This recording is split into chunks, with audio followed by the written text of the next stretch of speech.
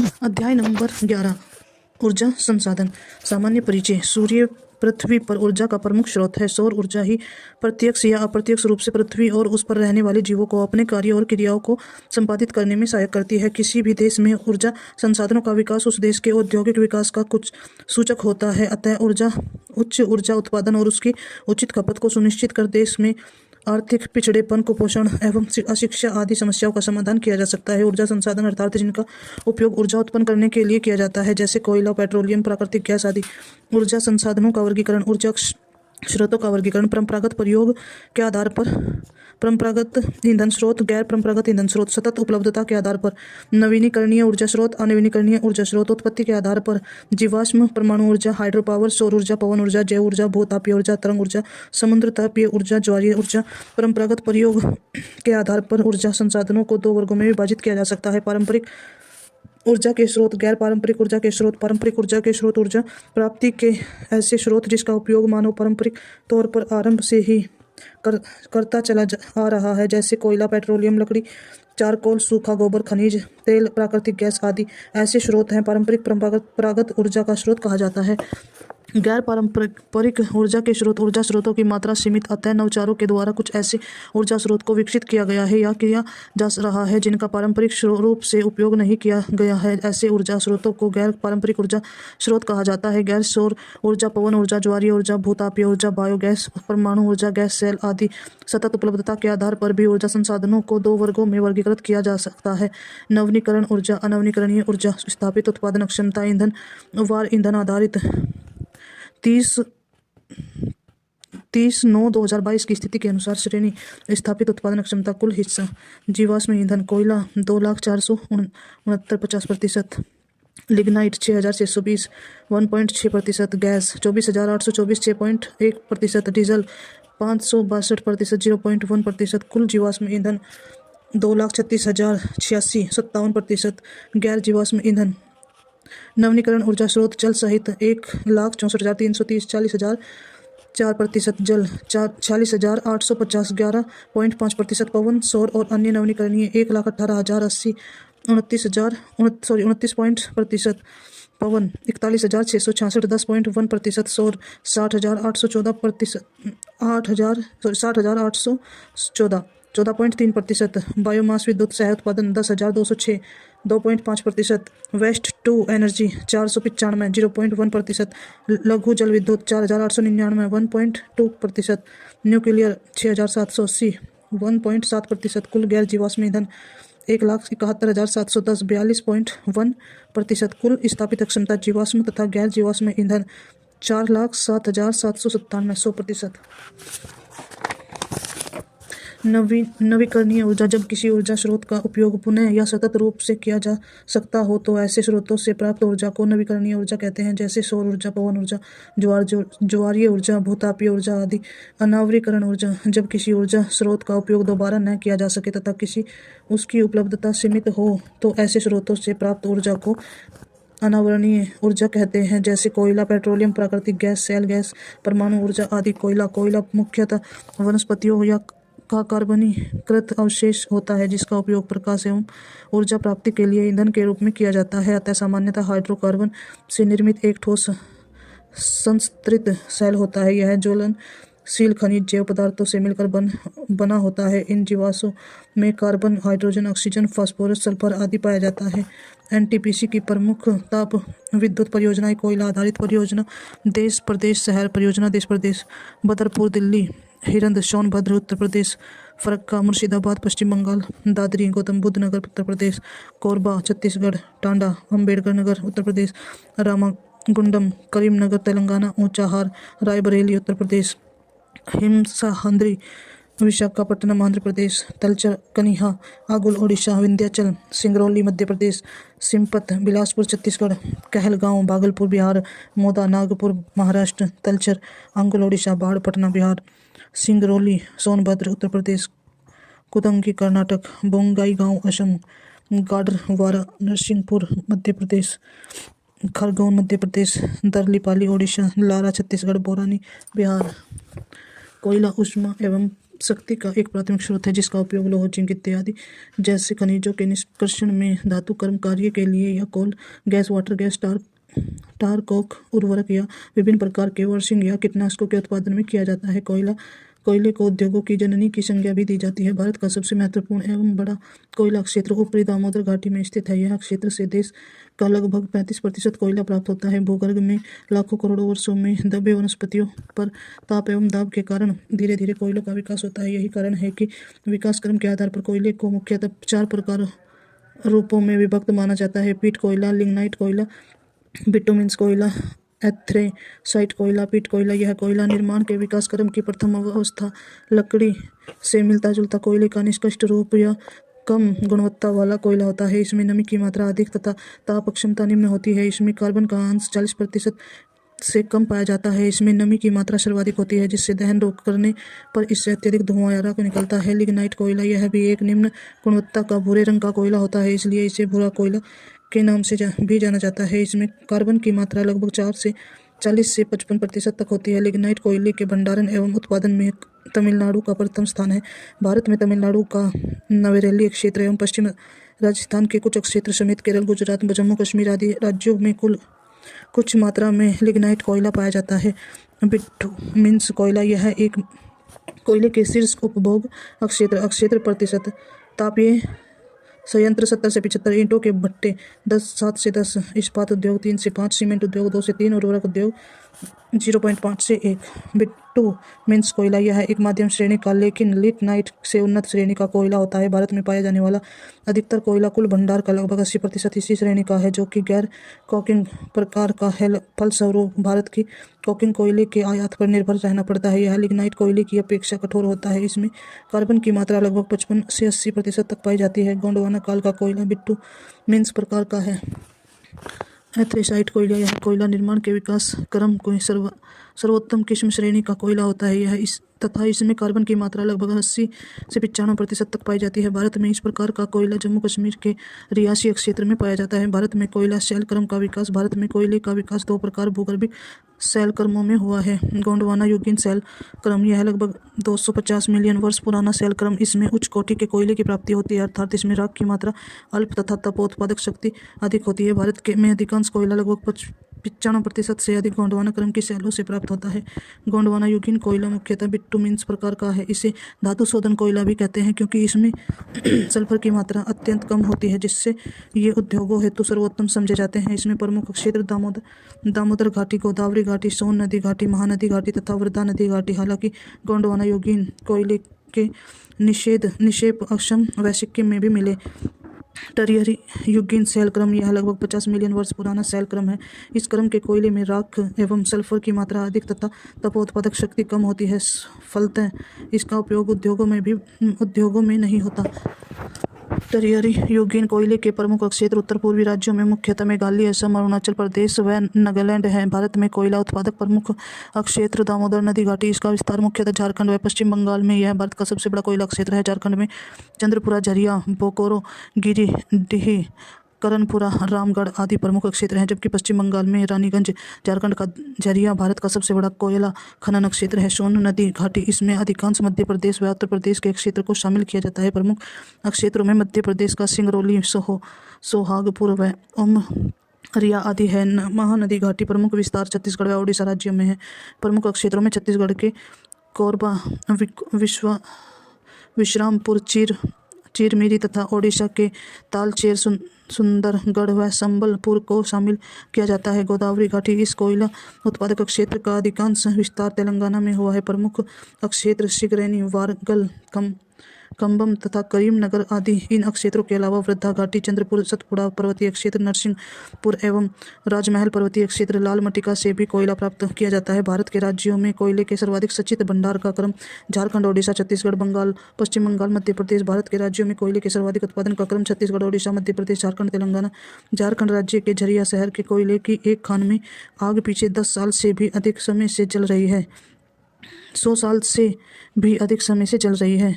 1774 में दामोदर नदी घाटी के पश्चिमी किनारे पर स्थित रानीगंज में पहली बार कोयले का औद्योगिक खनन किया गया था। खनिज तेल एवं प्राकृतिक गैस। खनिज तेल एवं प्राकृतिक गैस का विकास जीवाश्म युक्त अवसादी शैलों में होता है। शैलों के भूगर्भ में सबसे ऊपर प्राकृतिक गैस पाई जाती है तथा उसके नीचे अर्थात मध्य में खनिज तेल पाया जाता है और सबसे नीचे की ओर जल रहता है। खनिज तेल में 90 से 95% हाइड्रोकार्बन जबकि 5 से 10% अन्य तत्व होते हैं। हाइड्रोकार्बन में सामान्यतः 70% तेल एवं 30% प्राकृतिक गैस मिलती है। भारत में अधिकांश खनिज तेल भंडार का संबंध अवसादी चट्टानों से है जिसका निर्माण टर्शियरी युग में हुआ था। भारत में सर्वप्रथम खनिज तेल का कुआं ऊपरी असम में माकोमक क्षेत्र में 1876 में खोदा गया जबकि डिगबोई में 1889 में खुदाई की और भारत में खनिज तेल के उत्पादन की शुरुआत हुई। भारत में तेल अवशोधन का कार्य प्रमुख रूप से ऑयल इंडिया लिमिटेड व ONGC द्वारा किया जाता है। देश में प्राकृतिक गैस प्रसंस्करण संप्रेषण तथा वितरण का कार्य गेल इंडिया लिमिटेड द्वारा किया जाता है। भारत की ऊर्जा जरूरतों की तुलना में यहाँ खनिज तेल की बेहद कमी अतः भारत को इसके आयात पर निर्भर रहना पड़ता है। भारत के आयात खाते में सर्वाधिक हिस्सा इसी क्षेत्र का प्राकृतिक गैस में भंडारण की दृष्टि से क्रमशः पूर्वी अपतट, पश्चिमी अपतट, असम, आंध्र प्रदेश, राजस्थान, गुजरात, जबकि उत्पादन की दृष्टि से राज्यों में क्रमशः असम, गुजरात और राजस्थान का स्थान आता है। भारत में पेट्रोलियम के भंडारण में असम, गुजरात एवं राजस्थान का स्थान क्रमशः प्रथम, द्वितीय, तृतीय है जबकि इसके उत्पादन में राजस्थान प्रथम, गुजरात द्वितीय एवं असम तृतीय स्थान पर है। भारत में तेल परिशोधनशाला। भारत की पहली तेल शोधन इकाई को असम राज्य के डिगबोई क्षेत्र में स्वतंत्रता पूर्व 1901 में स्थापित किया गया था। आगे चलकर स्वतंत्र भारत की पहली तेल शोधनशाला 1994 में मुंबई, महाराष्ट्र में स्थापित की गई। भारत की प्रमुख तेल परिशोधनशाला कंपनी राज्य जामनगर, रियल इंडस्ट्रीज गुजरात, निजी क्षेत्र कोयली IOCL Gujarat, Mangalore MRPL Karnataka, Kochi BPCL Kerala, Mathura IOCL Uttar Pradesh, Paradip IOCL Odisha, Visakhapatnam HPCL Andhra Pradesh, Mumbai BPCL Maharashtra, Haldia CPCL पश्चिम Bengal, Bathinda HPCL Punjab, बोरानी IOCL Bihar, Numaligarh NRL Assam, Tapti पाका ONGC Andhra Pradesh, Panipat IOCL Haryana, Nagapattinam CPCL IOCL Tamil Nadu, Digboi Bongaigaon Guwahati IOCL Assam, वादीनगर EOL Gujarat निजी क्षेत्र, चेन्नई मनाली CPCL तमिलनाडु, बिना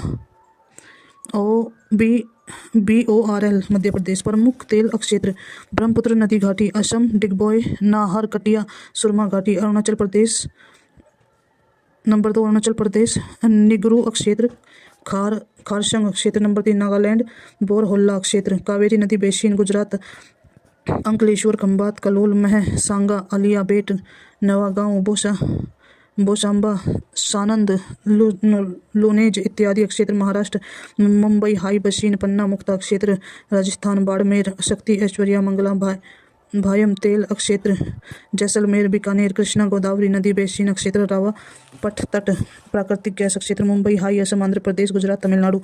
संपीड़ित प्राकृतिक गैस को ही लगभग 200 से 250 किग्रा सेंटीमीटर के दबाव पर संपीड़ित कर CNG बनाया जाता है। यह लगभग 90% मीथेन युक्त हाइड्रोकार्बन का मिश्रण होता है जिसका ऊर्जा घनत्व कम होता है। CNG को हरित ईंधन के रूप में संभावित किया जाता है क्योंकि यह सीसा मुक्त होती है, साथ ही अन्य पेट्रोलियम संसाधनों की अपेक्षा कम प्रदूषण उत्पन्न करता है जिससे पर्यावरण स्वच्छ रहता है। परमाणु खनिज जैसे uranium, thorium, beryllium, monazite, zirconium, ilmenite, antimony, graphite, lithium आदि के द्वारा प्राप्त ऊर्जा को परमाणु ऊर्जा कहते हैं। इनकी थोड़ी सी मात्रा के द्वारा अत्यधिक ऊर्जा की प्राप्ति की जा सकती है तथा कम भार होने के कारण इन परमाणु खनिजों का परिवहन कर ऊर्जा संसाधनों से वंचित क्षेत्रों में ऊर्जा का विकास किया जा सकता है। भारत में परमाणु शक्ति के जनक डॉक्टर होमी जहांगीर भाभा के निर्देशन में वर्ष 1948 में परमाणु ऊर्जा आयोग एवं वर्ष 1994 में परमाणु ऊर्जा विभाग की स्थापना की गई। भारत में धारवाड़ शैलों के अंतर्गत सीमित मात्रा में यूरेनियम के निरपेक्ष पाए गए हैं। भारत में थोरियम की बेहतर संभावनाएं हैं। यह केरल की मोनाजाइट रेत, राजस्थान और बांसवाड़ा इत्यादि क्षेत्रों में पाया जाता है। भारत में प्रमुख यूरेनियम क्षेत्र झारखंड, सिंहभूम जिला, जादूगोंडा, भाटिन, नरवा पहाड़, तुर्रम, हिड,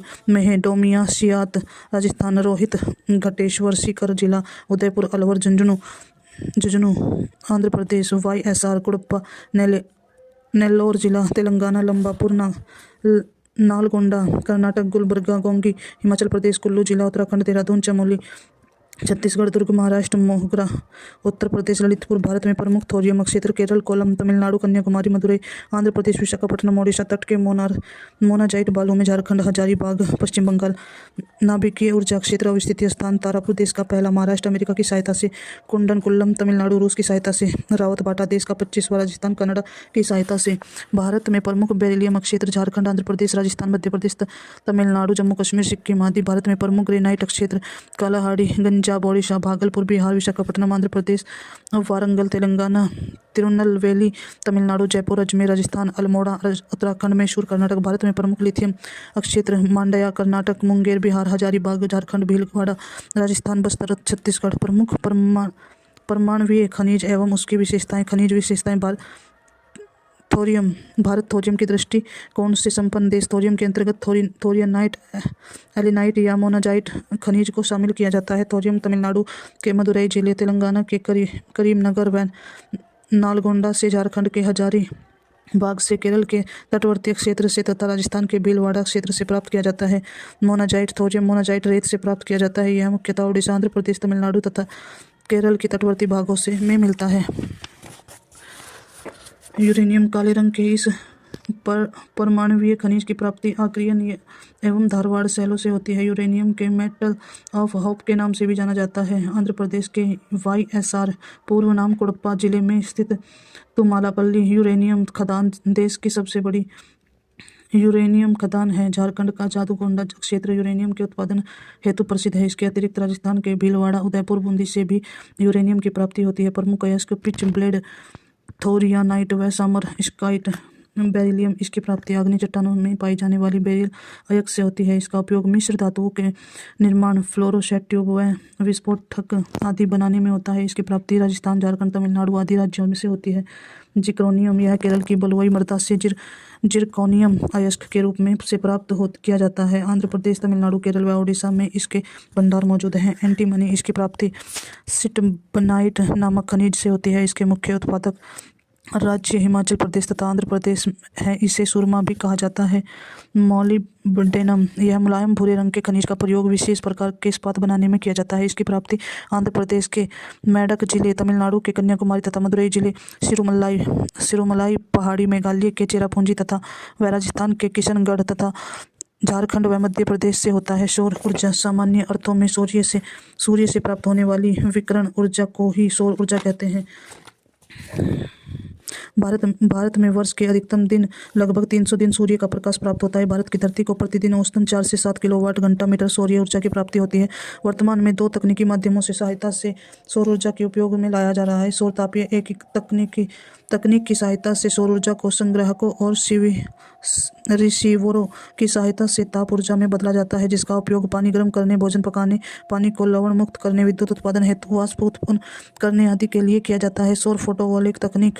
इस तकनीक की सहायता से बिना टरबाइन आदि के सौर विकिरण को सीधे विद्युत ऊर्जा में परिवर्तन किया जाता है, जिसका उपयोग पानी को पंप करने और सड़कों, दूरदराज के क्षेत्रों को, मकानों तथा व्यावसायिक उद्देश्यों के लिए प्रकाश एवं अन्य रूपों में। उत्तर प्रदेश का रामपुरा गांव झांसी अपना और सौर ऊर्जा प्लांट लगाने वाला भारत का प्रथम गांव है। भारत का सौर ऊर्जा के परियोजन व संस्थापित क्षमता के आधार पर विश्व में चौथा स्थान, प्रथम चीन है। 31/12/2022 की स्थिति के अनुसार देश में राज्यवार स्थापित सौर ऊर्जा क्षमता में क्रमशः राजस्थान, गुजरात, कर्नाटक, तमिलनाडु, तेलंगाना तथा आंध्र प्रदेश का स्थान है। लाभ। यह कभी न समाप्त होने वाली एक नवीकरणीय ऊर्जा संसाधन है। उपयोग हेतु सर्वत्र आसानी से उपलब्ध रहता है। प्रदूषण नगण्य मात्रा में फैलता है, अतः यह वातावरण के लिए भी लाभकारी है। समस्याएं। सीमाएं। खराब मौसम तथा रात के समय इसका उपयोग दोहन नहीं किया जा सकता। सौर ऊर्जा उत्पादन प्रणाली को स्थापित करना अधिक लचीला कार्य है। सौर उपकरण का आकार में बड़े होते हैं, अतः इसे स्थापित करने के लिए बड़े भूभाग की आवश्यकता पड़ती है और एक बार उपकरणों में लगने के बाद उस भूमि का उपयोग लंबे समय तक नहीं किया जा सकता। नोट। राजस्थान के जोधपुर जिले में स्थित भड़ला सौर पार्क क्षमता 2245 मेगावाट विश्व का सबसे बड़ा सौर पार्क है। गौरतलब है कि भारत के कर्नाटक राज्य में तुमकुरू जिले के पावगढ़ तहसील में 2050 मेगावाट की क्षमता का शक्ति स्थल नामक विश्व का दूसरा सबसे बड़ा सौर पार्क स्थित है। पूर्ण तय परिचालित 10 जुलाई 2020 को प्रधानमंत्री नरेंद्र मोदी ने मध्य प्रदेश के रीवा में स्थापित 750 मेगावाट क्षमता वाले ultra mega solar power plant को स्थापित की समर्पित किया। इस सौर परियोजना के अंतर्गत कुल 1500 हेक्टेयर क्षेत्र में 250 से 250 मेगावाट की 3 सौर उत्पादक इकाइयां शामिल हैं। यह सौर परियोजना ग्रिड क्षमता अवरोध को तोड़ने वाली देश की पहली सौर परियोजना थी। इस साथ ही यह परियोजना राज्य के बाहर एक संस्थागत ग्राहक को बिजली आपूर्ति करने वाली देश की पहली अक्षय ऊर्जा परियोजना भी सौर तालाब परियोजना भुज गुजरात में स्थापित किया गया है। हरियाणा के ग्वाल पहाड़ी में भारत एवं फ्रांस के सहयोग से सौर ऊर्जा अनुसंधान केंद्र की स्थापना की गई है तथा राजस्थान के जोधपुर जिले में एक सौर ताप ऊर्जा केंद्र की स्थापना की गई है। राष्ट्रीय सौर ऊर्जा मिशन के अंतर्गत 2022 तक सौर ऊर्जा से 100 गीगावाट विद्युत उत्पादन का लक्ष्य रखा गया है। भूतापीय ऊर्जा से तात्पर्य पृथ्वी के अंदर संग्रहित तापीय ऊर्जा से है, जो पृथ्वी की आंतरिक परतों में रेडियोधर्मी तरंगों के विघटन से व चट्टानी संस्तरों के दबाव से उत्पन्न होती है तथा वो ज्वालामुखी उष्ण जल स्रोतों आदि के रूप से पृथ्वी की सतह पर दिखाई पड़ते हैं। तकनीक का उपयोग कर भूगर्भीय ताप एवं जल की अभिक्रिया से गर्म वाष्प उत्पन्न करके आजकल विद्युत ऊर्जा का उत्पादन किया जा रहा है। यह एक पर्यावरण हितैषी ऊर्जा संसाधन है, लेकिन इसके दोहन में सस्ती तकनीकी की कमी या संयंत्र को स्थापित करने में अधिक धन व्यय होने के कारण व विशेष क्षेत्रों की पहचान वाले स्थानों पर लगाने के कारण ही इसका विश्वव्यापी विकास नहीं हो पाया है। भारत में भूतापीय ऊर्जा संबंधी क्षेत्र लद्दाख, गंगा घाटी, हिमाचल प्रदेश, मणिकर्ण ज्वालामुखी, उत्तराखंड, तपोवन, झारखंड, सूरजकुंड, हजारीबाग, छत्तीसगढ़, तातापानी, बलरामपुर, ओडिशा, तपपानी, मध्य प्रदेश, अनहोनी, छिंदवाड़ा, पश्चिम तट महाराष्ट्र, गुजरात, नर्मदा एवं सोन घाटी के क्षेत्र, दामोदर घाटी के क्षेत्र। पवन ऊर्जा पवन चक्कियों की सहायता से प्रवाहित वायु के दोहन द्वारा उत्पन्न की गई ऊर्जा को पवन ऊर्जा कहते हैं। पवन ऊर्जा के उत्पादन के लिए पवन चक्कियों को समस्त उन स्थानों पर लगाया जाता है जहां पवनें बिना किसी बाधा अवरोध के तेजी गति से बहती है। यही कारण है कि तमिलनाडु, गुजरात, महाराष्ट्र, कर्नाटक, राजस्थान आदि राज्यों के तटीय एवं मैदानी क्षेत्र पवन ऊर्जा के उत्पादन के लिए महत्वपूर्ण है। तमिलनाडु के कन्याकुमारी में स्थित मुंडप पवन ऊर्जा इकाई क्षमता लगभग 1500 मेगावाट देश की सबसे बड़ी पवन ऊर्जा इकाई है।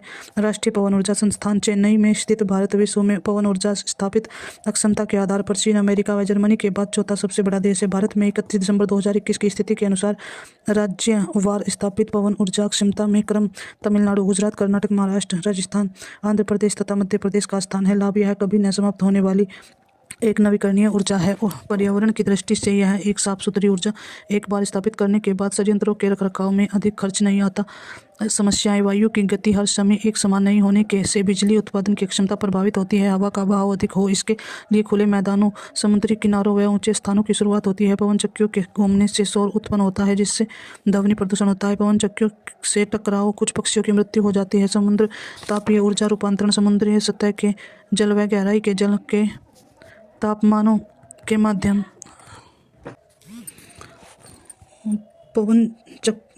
समुद्री सतह के जल व गहराई के जल के तापमानों के मध्य भिन्नता का उपयोग OTEC के माध्यम से ऊर्जा प्राप्ति में किया जाता है। यह बेहद नवीन अर्थात गैर परंपरागत एवं ऊर्जा प्राप्ति का नवीकरणीय साधन है। इससे पर्यावरणीय हानि की संभावना भी न के बराबर है। लंबी तटरेखा, वृहद खुले महासागरीय क्षेत्र एवं उष्णकटिबंधीय देश होने के कारण भारत के पास इस ऊर्जा के दोहन की बेहतर संभावना। लक्षद्वीप की कतारवृत्ति में जल की विलवणीकरण के संदर्भ में इसका सफलतापूर्वक प्रयोग किया गया है। ज्वारीय ऊर्जा समुद्र में उठने वाले ज्वार भाटा की सहायता से तटीय क्षेत्रों में विद्युत उत्पादन किया जाता है। ज्वारीय ऊर्जा भी कभी न समाप्त होने वाली एक नवीकरणीय ऊर्जा है तथा पर्यावरण हितैषी संसाधन है। भारत में तटरेखाओं की लंबाई अधिक है, लेकिन ज्वारीय ऊर्जा के उत्पादन की संभावनाएं अपेक्षाकृत कम है। भारत में खंबात की खाड़ी, कच्छ की खाड़ी एवं हुगली के ज्वारनद मुख्य क्षेत्रों में ही ज्वारीय ऊर्जा का उपयोग किया जा सकता है। समस्याएं भारत में ऊर्जा स्रोत के तौर पर ज्वार किरकों की कम जनसंख्या का होना। इससे बेहद ऊंची ज्वार श्रेणी में आवश्यकता होती है 5 मीटर से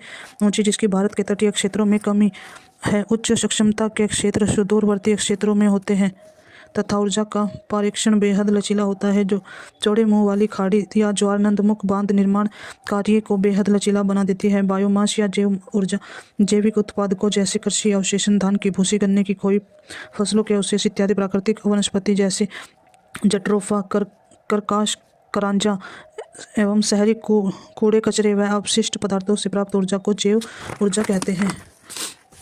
जट्रोफा रतन की सहायता से बायोडीजल का निर्माण किया जाता है। देश का पहला बायोडीजल संयंत्र आंध्र प्रदेश के काकीनाडा में लाया गया है। पंजाब के जलखेरी में धान की भूसी से विद्युत उत्पन्न करने वाले संयंत्र को लगाया गया है। शहरी कचरे में से बिजली उत्पन्न करने के लिए दिल्ली के अखौला एवं तिमारपुर में संयंत्र लगाए गए हैं। जानवरों के मलमूत्र एवं कृषि अपशिष्ट की सहायता से बायोगैस का उत्पादन किया जाता है। तृतीय श्रेणी का जैव ऊर्जा संयंत्र पंजाब के बठिंडा में लगाया गया है। पूर्व तटीय रेलवे एवं भुवनेश्वर में सरकार के पहले वेस्ट ट्रू एनर्जी प्लांट में कमीशन किया है। इसकी पॉलीक्रैक तकनीक का प्रयोग किया जाएगा। 31 मार्च 2021 में की स्थिति के अनुसार जैव ऊर्जा की स्थापित क्षमता के आधार पर भारत के अग्रणी राज्य क्रम से महाराष्ट्र, तमिलनाडु, आंध्र प्रदेश, पंजाब तथा पश्चिम बंगाल। स्रोत नवीन और नवीकरणीय ऊर्जा मंत्रालय।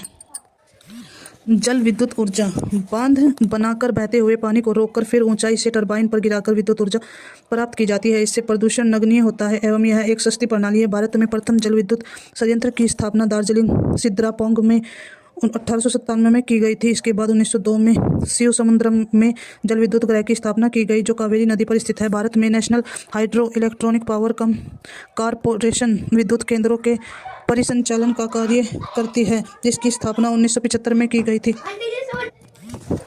1975 में की गई थी। भारत में जल ऊर्जा संस्थापित क्षमता 31/3/2021 के आधार पर अग्रणी राज्य क्रम से कर्नाटक, हिमाचल प्रदेश, महाराष्ट्र, केरल, जम्मू कश्मीर, आंध्र प्रदेश एवं अरुणाचल प्रदेश है। स्रोत नवीन नवीकरणीय ऊर्जा मंत्रालय। भारत सरकार शेल गैस प्राकृतिक गैस का एक गैर परंपरागत रूप है। हालांकि यह नवीकरणीय नहीं है। यह चट्टानी संस्तरों के मध्य फंसी हुई पाई जाती है। इसके निष्कर्षण के लिए चट्टानों में ड्रिलिंग कर तेज दबाव से पानी की धार छोड़ी जाती है, जिससे चट्टानों में फंसे हाइड्रेट के अणु मुक्त हो जाते हैं। यह एक महंगी एवं उच्च प्रौद्योगिकीय पद्धति है। तुलनात्मक रूप से कम पर्यावरणीय अनुकूल नुकसान के चलते इसे पेट्रोलियम व कोयला जैसे जीवाश्म ईंधनों के विकल्प के रूप में विकसित किया जा रहा है। भारत में शैल गैस के मुख्य क्षेत्र कैम्बे गोंडवाना क्रम की शैली कृष्णा गोदावरी बेसिन तथा कावेरी क्षेत्र में अवस्थित है। इसके अतिरिक्त गंगा घाटी, असम, अराकान, झरिया, बोकारो, उत्तरी कर्णपुरा, रानीगंज, सोहागपुर आदि क्षेत्रों में भी इसके पाए जाने की संभावना है। नॉर्थ चीन में इसका सर्वाधिक भंडार है, जबकि अमेरिका इसका तेजी से विकास कर रहा है। हाइड्रोजन एक वैकल्पिक नवीकरणीय ईंधन के रूप में भविष्य के ऊर्जा संसाधन के रूप में देखा जा रहा है। भारत में इस क्षेत्र के अनुसंधान एवं विकास हेतु राष्ट्रीय हाइड्रोजन ऊर्जा बोर्ड का गठन किया गया है। हाइड्रोजन ऊर्जा से संबंधित विषय में निरंतर शोध एवं अनुसंधान कार्य बनारस हिंदू विश्वविद्यालय में जारी है। ऑस्ट्रेलिया स्थित न्यू साउथ वेल्स विश्वविद्यालय की अगुवाई वाली वैज्ञानिकों की टीम ने लोहा व निकल धातुओं को उत्प्रेरक के रूप में प्रयोग कर हाइड्रोजन को कैप्चर करने हेतु पानी में से ऑक्सीजन को अलग किया है। अन्य तथ्य भारतीय अक्षय ऊर्जा विकास एजेंसी अक्षय ऊर्जा और ऊर्जा दक्षता परियोजनाओं के लिए सावधि ऋण प्रदान करने हेतु एक गैर बैंकिंग वित्तीय संस्थान है। National institute of solar energy Gurugram में स्थित है। सरकार द्वारा